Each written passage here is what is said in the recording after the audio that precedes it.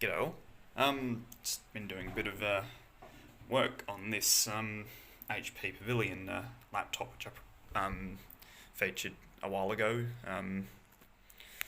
because I sort of mentioned the hard drive, and I was sort of mentioning that I wasn't sure whether it was actually okay or not, but turns out the hard drive actually is having some problems. So kind of a shame, because it's a nice 1 terabyte Toshiba drive.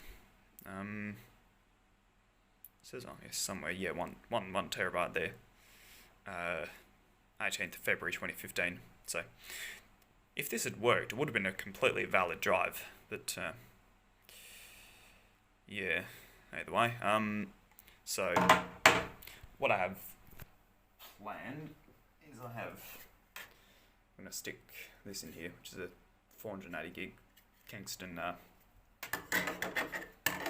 solid state drive. So yeah, here's a little handy dandy connector here, and it connects onto that connector down there on the motherboard. Basically just sort of had screws, and then I had to take them all out, and this base just sort of came out, so, or popped off. So yeah, kind of not dissimilar to how older laptops are kind of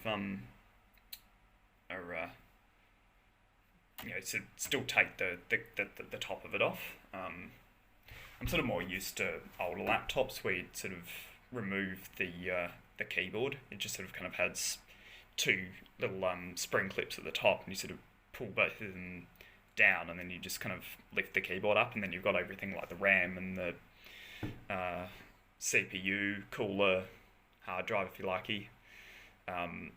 Or I'm more used to laptops that you can sort of remove the base on. Like, I think that's how the, what do we call them, unibody MacBooks open. You just kind of pull the base off, as I was saying. Actually have done some sort of service work to them before.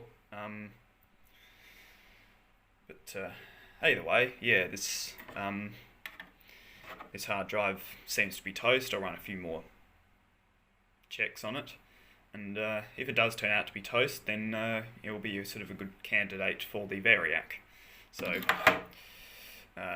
yeah. One thing I didn't actually realise was this interesting little screw here, which is right underneath the on top of the DVD drive. So I had to remove the DVD drive in order to completely get access to the rest of the computer. So yeah, that would be fun putting that back in, I suppose.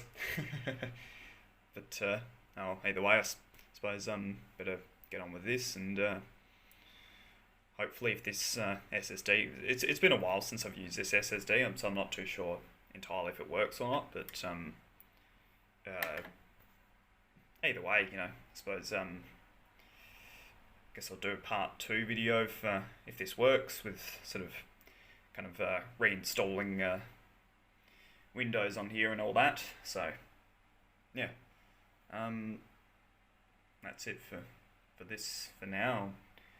Get on with putting the SSD in. I also had to unplug the little PCB, which has, I think it's 2 of the USB ports on the. No, it's one USB port, one USB port, the headphone microphone combo jack, and then the power and hard drive indicator LEDs. So yeah, sort of trying to kind of avoid unplugging, any more than I have to. So these little ribbon kind of lock connectors are a pain to work with. So yeah, either way, that's it for now, and stay tuned for having this installed and doing a fresh installation of Windows on there. So yeah, thanks for watching.